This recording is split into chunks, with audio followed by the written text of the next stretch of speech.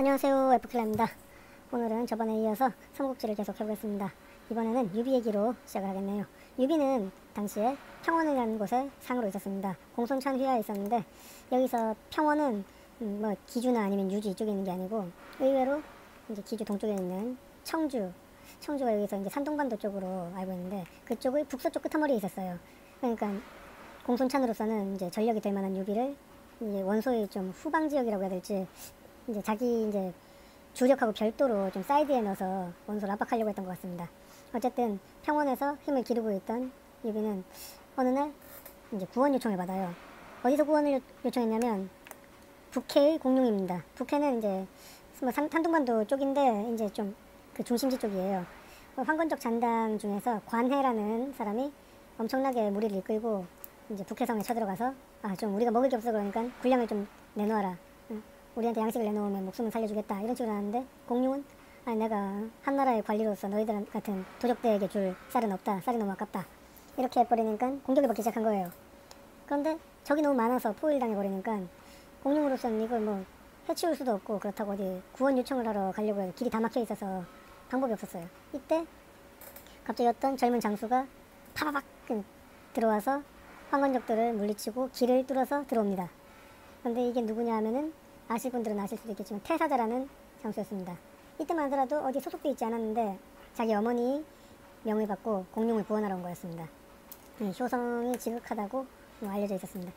하여간 공룡은 기쁜 와중에도 사실 한 명 들어와서 어떻게 할 수가 없으니까 좀 기쁘긴 한데, 기쁜 티는 내줘야 되겠는데 여전히 갑갑한 상황이었죠. 이때 이 포위망을 뚫고 들어올 수 있으니까 뚫고 나가는 것도 할 수 있지 않을까 하는 그런 희망을 품고 태사자에게 평원까지 가서 유비님에게 구원 요청을 좀 해달라. 그러니까 태사자는 일단 알겠다고 했습니다. 그런데 이제 성 밖에서 성 안으로 들어갈 때에는 적들도, 황건적들도 다 성 쪽을 향해서 보고 있으니까 뒤에서 들어가는 건 쉬웠는데, 막상 이제 성 안에서 밖으로 나가는 건 황건적 병사들이 다 보고 있잖아요. 안에서 밖으로 나가는 거는 차원이 다른 어려움이 있었어요. 그래서 그냥 나가지는 못해요. 성문 앞까지 가서 그냥 나가는 척을 하니까 황건적들이 잔뜩 모여가지고 준비를 해요. 반격을 할 준비를. 그러니까 태사자가 나왔다가 다시 들어갑니다. 그리고 다음날 다시 나와서 좀 폼을 잡으니까 또 잔뜩 긴장을 해요. 그러니까 다시 또 들어갑니다. 그렇게 나가서 폼 잡고 황건적들이 긴장을 하고 다시 들어가고, 이거를 계속 반복을 했어요. 며칠 동안 계속 반복을 하니까 이제 딱 나와서 폼을 잡는데 황건적들이 쳐다보지도 않아. 그래서 이렇게 또 들어갈 거야. 우리가 뭐 괜히 힘 뺄 필요가 있나 이러고 있는 거예요. 그러니까 그 모습을 보던 태사자는 갑자기 말을 박차고 튀어나가서 돌파를 해버립니다. 대비를 전혀 하지 않고 있던 황건적들은 그냥 구경만 하게 되는 거죠. 쫓아갔지만 잡을 수가 있나. 그렇게 해서 태사자는 포위망을 뚫고 평원까지 갑니다. 그래서 유비에게 북해를 도와달라고 요청을 하죠. 유비 입장에서는 굉장히 반가운 일이었어요. 어떻게 생각하면 괜히 고생만 할 거고 돈이 들어오는 것도 아니고 쌀이 들어오는 것도 아닌데 이거를 굳이 왜 기뻐할 일이나 되나 하는 건데, 당시에 중요한 건 명성이었습니다. 유비에게는 항상 명성이 고팠어요. 지금하고는 다르다고 말씀드렸죠. 지금도 사실 관심병, 관심종자 이런 말들 있잖아요. 다른 사람들한테 자기 이름 알리고 싶어하고. 그런데 유비는 자기가 이름을 알리고 사람들한테 얼굴을 비추고 그렇게 하면서 그게 자기 자산이 된다는 걸 알고 있었어요. 단순히 땅을 많이 갖고 병사를 많이 거느리는 게 문제가 아니라 세상 사람들한테 자기가 얼만큼 알려져 있고, 그리고 얼만큼 좋은 이미지로 되어 있느냐, 이게 사람들이 자신을 필요로 하게 한다는 것을 알고 있었던 거예요. 그래서 물질적으로는 도움이 하나도 안 될 만한 일인데 일단 가게 됩니다.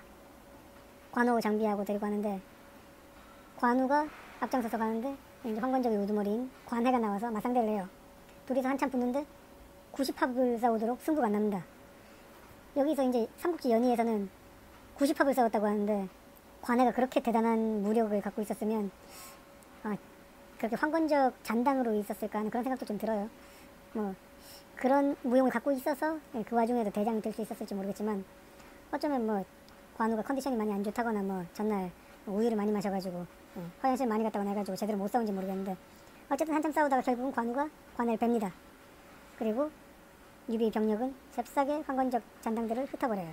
그렇게 너무 완벽하게 구원에 성공하니까 공룡은 유비를 극진히 대접합니다. 물론 태사자에게도 상을 많이 내렸죠. 그런데 그렇게 유비는 성공을 한 와중에 공룡 표정이 좀 안 좋은 거를 알아채요. 지금 제일 좋아야 되는데 아니야. 그래가지고 물어봐요.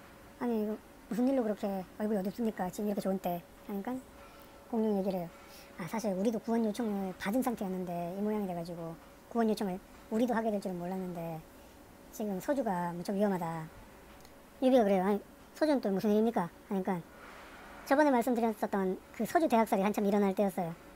아니 조조가 서주를 공격해가지고 죄다 그냥 묻지도 따지지도 않고 그냥 닥친 대로 죽이고 있다는데 서주 목인 도겸님은 이거를 막을 힘이 없다.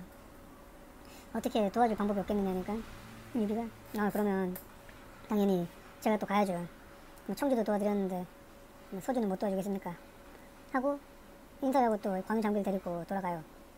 그래서 이제 원정 준비를 합니다.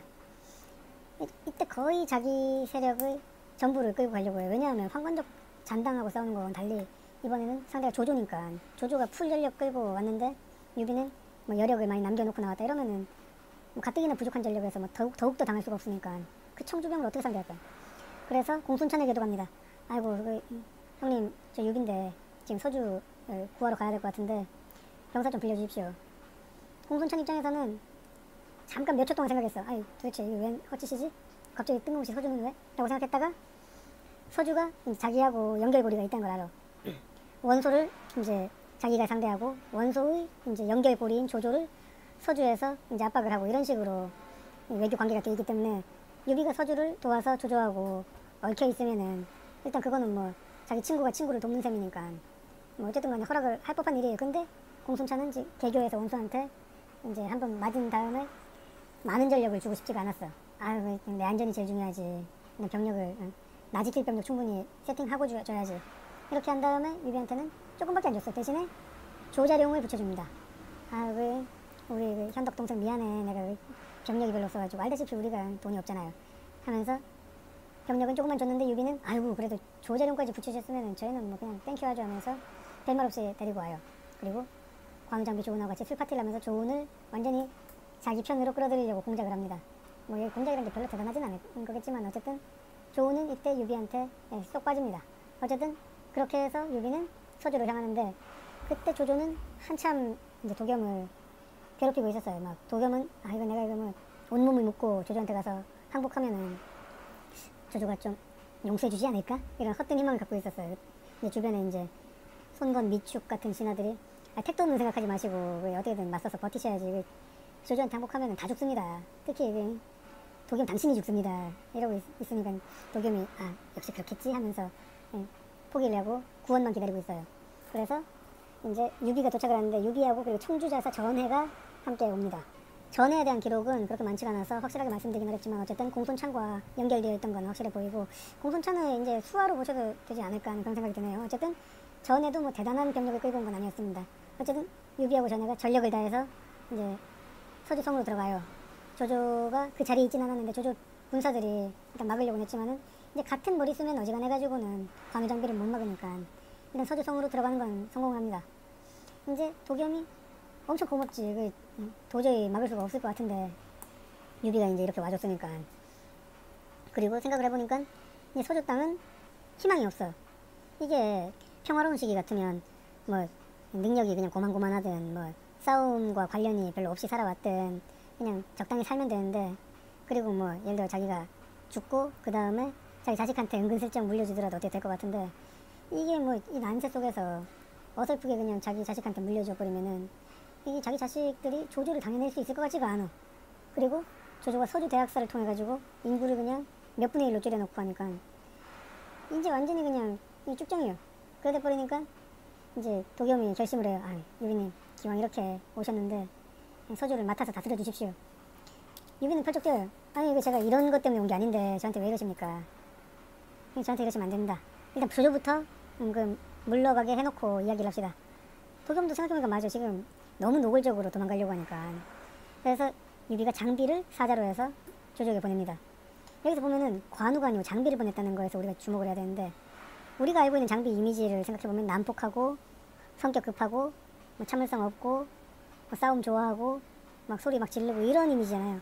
그런데 이런 장비를 조조에게 보냈다? 이거는 장비를 죽이는 행동이 될 수가 있고 조조한테 이게 화평의 사자로 보낸 건데 한판 붙자는 선전포고밖에 안 되는 거예요. 이거는 우리가 아는 장비 이미지만으로 보자면은. 그래서 뒤집어서 생각을 해야 되는 게 실제로 장비는 우리가 아는 것보다는 훨씬 이성적인 사람이었을 것이고 말이 통하는 사람이었을 것이다 라는 거를 유추할 수가 있어요. 그리고 정사에서는 장비가 선비들을 공경하는 마음이 있었다 뭐 이런 얘기도 하는 거 봐서는 어떻게 보면 장비가 무인이기는 했지만 의외로 뭐 조조에게 사절을 보내서 잘 얘기를 할 수 있을 정도로 뭐 잘 갖춰진 그런 쪽으로도 갖춰진 사람이 아니었을까 이렇게 생각을 할 수가 있겠습니다. 어쨌든 조조 입장에서는 유비가 구원을 왔대. 아니 난 복수해야 되는데 도겸을 산채로 그냥 뭐 이리저리 그냥 저지레해야 되는데 방해를 받은 거야. 그리고 사자까지 보냈대. 그래서 아니 이거 뭐 사자고 뭐고 다 없애버리고 공격이나 하자 이렇게 하려고 하는데 갑자기 그 타이밍에 이제 급보가 날라듭니다. 난데없이 여포가 자기 본거진 연주를 막 공격하고 있다는 거예요. 거진 다 뺏겼어. 그 얘기를 듣고 조조는 놀라는 동시에 유비에게 편지를 씁니다. 아유 무슨 말씀이신지 잘 알아들었으니까 일단 돌아가겠습니다. 평화가 최고죠. 이렇게 적어서 장비에게 쥐어주고 그냥 보냅니다. 그리고 바로 짐을 싸서 퇴각을 하죠. 그러니까 그때만 하더라도 유비도 도겸도 이게 어떻게 된 건지 영문을 몰라. 유비도 뭐 어떻게 잘 될 줄 알고 한 건 아니었을 건데 어쨌든 간에 장비가 분위기 괜찮던데요? 뭐 좀 바빠 보이긴 한데 괜찮던데요? 하면서 편지 갖다 주니까 막 조조가 알겠대. 물러가겠대. 그리고 실제 다음날 보니까 이미 뿅 사라지고 없어. 도겸은 막 좋아가지고 아이고 이제 다 살았다. 우리는 다 이제 목숨 건졌다. 우리 목숨은 어제까지인 줄 알았는데 이제 인생 많이 남았네. 이렇게 막 축하 파티가 벌어지고 막 아주 좋아 죽습니다. 그리고 도겸이 다시 유비한테 이런 또 대기적이 이루셨는데 돌아가시게 할 수가 없습니다. 여기서 서주 목 되셔가지고 여기서 사십시오. 저희 못 보내드릴 것 같습니다. 그러니까 유비가 저는 여기 서주를 뺏으려고 온 게 아닙니다. 제가 조조처럼 침략하려고 온 것도 아닌데 이러면 안 됩니다. 저 그런 말씀하시면 바로 갈 겁니다. 그러니까 도겸이 얘기를 합니다. 평원 돌아가면은 뭐 공손찬 씨가 그렇게 잘해주지도 않는 것 같은데 여기 계시는 게 나을 것 같습니다. 만약에 서주목 받는 게 지금으로서 부담되면은 일단 제 서쪽에 소패성이 있으니까 거기서 좀 지내십시오. 그 다음 일은 그 다음에 생각하시죠. 이렇게 하니까 유비가 허를 좀 찔렸어요. 유비가 공손찬하고 계속 있었는데 공손찬이 영 같이 있을 법한 사람이 사실 아니었던 거야. 저번에도 얘기했지만 원소가 속임수 쓰고 하면서 땅을 뺏은 건 맞지만 거기에 호응해가지고 한복을 공격하려고 했던 것도 공손찬이 진심으로 한 거였고 그러니까 그 이후에도 공손찬은 여기저기 사람들하고 충돌을 많이 하고 명망 높은 사람들을 싫어하고 막 이러니까 유비 가치관하고는 많이 달랐던 거예요. 공손찬이 한실 부흥 같은 걸 꿈꿨는지 아니었는지는 확실히 모르겠는데 유비는 이제 천하에 자기 이름이 좋은 이미지로 퍼지는 거를 바랬는데 공손찬은 그런 거에 전혀 얽매이질 않았어요. 자기한테 악명이 생기는 거에 대해서 개의치 않았어. 그러니까 유비는 공손찬 밑에서 계속 있으면 자기 이미지도 같이 그냥 끌려서 내려가는 셈이 될 테니까 썩 그렇게 좋진 않았는데 도겸이 그렇게 얘기하니까 그럴듯한데? 하면서 그냥 남기로 했어요. 소패성으로 가서 거기에서 이제 자기 터전을 새로 삼기로 해요. 그러니까 어떻게 보면 공손찬은 유비가 자기 버리고 간 셈인데 거기에 대해 가지고 굳이 막 뭐 서주에든 아니면 유비가 소패든 간에 거기에 대해서 어떤 코멘트를 뭐 따로 하진 않았어요. 왜냐하면 뭐 그래도 내가 원소보다 강하니까 전력상 강하니까 그렇게 아깝지도 않다. 그리고 유비는 조은하고 부하들 공손찬의 부하들도 보냈기 때문에 유비가 떼먹은 건 또 없었어. 그러니까 그래 뭐 이렇게 보냈으면 뭐 됐지 하면서 그냥 평원에 이제 다른 부하를 보내가지고 또 메꿔요. 공손찬은 유비 이탈 때문에 굳이 자기하고 그 동맹 상태나 다름없는 도겸을 뭐 자극하고 싶진 않았어요. 왜냐하면 그쪽에서 조조를 묶어놔야지 그만큼 원소의 힘이 또 다 발휘되지 않게 할 수가 있기 때문에 어쨌든 간에 뭐 도움은 되는 셈이니까. 그래서 공손찬은 유비 이탈을 눈 감아줍니다. 그 와중에 조조는 정말 열심히 자기 집으로 돌아갑니다. 어떻게 여포가 자기를 뒤통수를 쳤을까 생각을 해봤는데 또 들어온 첩보를 보니까 자기 부하였던 진궁이 배신을 한 거예요. 그리고 자기가 손님으로 대접을 하고 있던 장막도 같이 배신을 했어요. 장막은 나름대로 인격 좋은 사람으로 이름을 떨치고 있었는데 조조가 같이 있었어요. 그런데 진궁은 똑똑한 사람이었고 마침 그때 이각과 곽사에게 쫓겨서 유랑을 하던 여포가 연주 쪽으로 왔어요. 그렇게 셋이 뭉쳐가지고 조조의 뒤통수를 친 셈이 됐는데 여기서 여포가 무력을 갖고 힘을 휘두르다 보니까 진궁하고 장막은 계속 거기에 휘둘릴 수밖에 없게 됐어요. 물론 진궁이 꾀를 내가지고 장막 얼굴을 팔아가지고 연주의 다른 성에 성문을 열어주세요. 구원 왔습니다. 구원군이 왔습니다 하면서 이렇게 삐라를 뿌리니까 이제 성들이 아이고 장막님 우리 조조님하고 친구기도 하고 뭐 우리 편이니까 하면서 문 열었는데 여포가 다 휩쓸어버리니까 그렇게 해서 연주의 성 대부분이 다 뺏기고 딱 3개만 남습니다. 거기에는 순욱, 정욱, 그리고 하우돈 이렇게 남아서 버티고 있었어요. 조조가 와서 보니까 상황이 보통이 아니에요. 그래서 여포하고 일단 싸우는데 여포가 워낙 잘 싸운 데다가 진궁이 속임수를 막 쓰니까 쉽지가 않아요. 복양성 내에서 여포하고 싸움을 크게 했는데 또 복양성의 호족의 이름을 빌려가지고 진궁이 가짜 편지를 써서 항복할 테니까 문 열어줄 테니까 들어오십시오 이런 편지를 쓰니까 조조가 거기에 낚여가지고 또 밤에 들어갑니다. 들어가는데 또 여포가 또 거기서 막 튀어나오면서 막 사방에 막 불타고 난리가 났어요. 이게 그 전씨라는 호족의 이름을 빌려가지고 진궁이 꾀를 쓴 거였어요. 그러니까 조조는 도망치고 싶은데 그렇게 놔두나 여포가 막 공격해 들어가니까 죽을 위기에 처합니다. 마침 그때 조조를 호위하던 전이라는 장수가 마구 싸우고 막 들고 있던 창들을 마구마구 던져가면서 주변에 따라오는 적군들을 모조리 죽여버립니다. 그렇게 되니까 여포군이 무서워서 조조를 쫓지 못해요. 조조는 그때 화상도 많이 입고 막 그 죽을 고비를 넘겨서 도망가는데 도망가서 자기 진에 도착하자마자 바로 지시를 내립니다. 내가 죽었다고 소문을 내라. 조기를 걸고 모두 막 곡을 하면서 울고 불고 하면서 내 장례를 치를 준비를 하고 있어라. 그러면 분명 여포는 거기에 속아서 딸려 나올 거니까 공격하면 된다. 조조의 계략대로 다 이루어졌어요. 여포는 드디어 조조가 죽었으니까 내가 다 휩쓸면은 아주 그냥 깔끔하게 연주를 먹을 수 있겠다 했는데 이게 웬걸 조조는 멀쩡히 살아있었고 조조의 맹장들이 다 그냥 달려붙어가지고 여포를 집중적으로 공격하니까 여포가 도망칠 수밖에 없었어요. 여포군에서 여포가 도망쳐버리면은 뭐 아무것도 없죠. 장류나 고순 같은 좋은 장수들이 있었지만 결국 여포는 자기가 앞장서서 싸웠을 때 제일 강한다는 걸 아니까 그 시스템을 그냥 자기한테 다 맞춰놨고 그래서 여포가 무너지니까 여포군 자체가 무너졌어요. 그래서 북양성도 조조가 뺏어갑니다. 그런데 그 와중에는 또 메뚜기 떼가 막 몰려들어가지고 어떻게 또 그 싸움 지속되지를 않았어요. 그래서 그동안에 싸우지 않고 여포는 메뚜기하고 싸우면서 그냥 쫄쫄 굶는 사태가 왔었는데 조조는 그 와중에 또 황건적 잔당들을 소탕하면서 걔네들이 꽁쳐놓고 있던 식량을 다 뺏어갑니다. 그래서 그걸로 어느 정도 배를 채워요. 그런 다음에 다시 여포하고 싸우니까 배가 완전히 그냥 고픈 여포군하고 그래도 좀 괜찮은 조조군하고 싸우니까 어떻게 되겠어요? 여포군이 당할 수가 없어요. 그래서 조조는 여포군을 완전히 격파해버립니다. 여포는 또다시 자기 부하들하고 진궁만 데리고 유랑길에 오르고 장막은 그 와중에 부하들에게 죽고 맙니다. 그렇게 해서 조조는 연주를 완전히 재탈환하고 시스템을 정비하고 서쪽에 가서 황제를 모셔옵니다. 마침 그때 황제는 이제 헌제라고 부르죠. 후대에서는 헌제라고 불러요.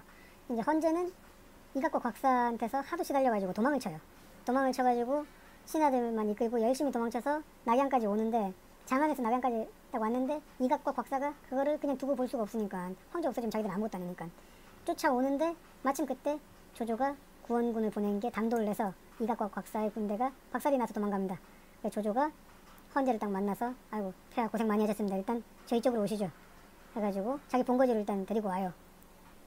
활활 타기는 했지만 폐허가 됐지만 어쨌든 낙양도 덩달아서 조조의 관할에 들어가게 되고 조조가 나름대로 세력을 넓히게 됩니다.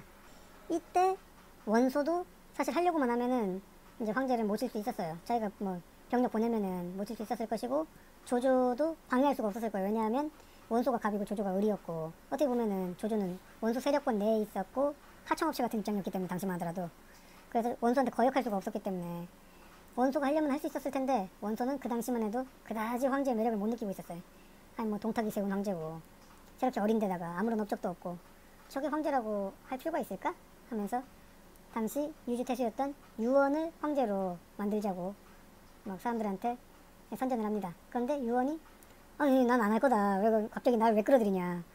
자다가 뭉청 두드리는 소리 하지 마라. 원소님 제가 원소님 좋아하지만 이건 아닌 것 같아요. 하면서 거절을 합니다. 그리고 원소는 뭐 나름대로 좀 해보려고 했었는데 그렇게 안 되니까는 결국 황제로 만들려고 했던 유는 사양을 해버리고 그리고 기존 황제는 조조가 데려가 버리니까 그렇다고 해가지고 조조한테 내놔라 하기도 좀 모양 안 살고 하니까 그래가지고 그 원소는 좀 닭죽던 개가 지붕 쳐다보는 그런 꼴이 되고 말았어요. 그리고 이 유는 공손찬의 상관인 셈이었는데 이제 유주에서 공손찬이 자기 세력권을 형성하고 있었잖아요. 근데 유가 유주 자사였기 때문에 공손찬보다 상관이었는데 유는 이게 덕을 중시한 사람이고 공손찬은 좀 힘에 논리에 의해 가지고 좀 막 나간 사람이었기 때문에 유가 공손찬을 제어하기가 굉장히 힘들었어요.